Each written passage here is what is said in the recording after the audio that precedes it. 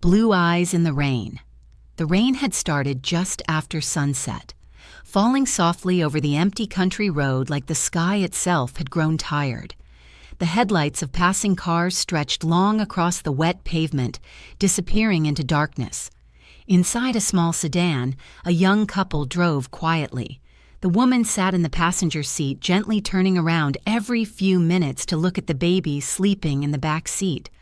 Wrapped in a pale blanket, the little girl slept peacefully, her tiny chest rising and falling without a care in the world.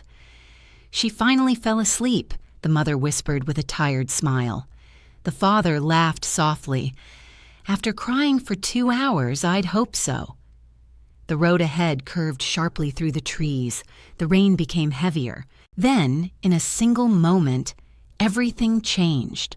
A truck appeared too fast around the bend. Its tires screamed. The driver tried to stop.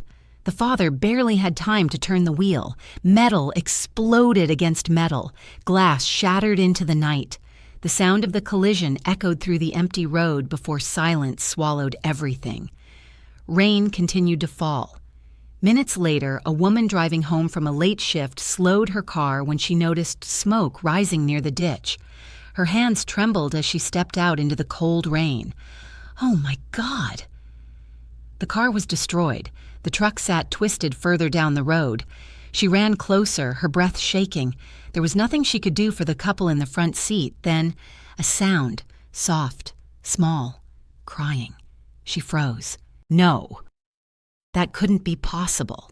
Her eyes moved toward the back of the wrecked car, the baby seat, still somehow held in place. She rushed forward, hands shaking, and carefully lifted the child into her arms. The little girl stopped crying almost immediately. The woman stared in disbelief. Bright blue eyes looked back at her through the rain, alive. The woman held the baby tightly against her chest. For years, silence had filled her small house.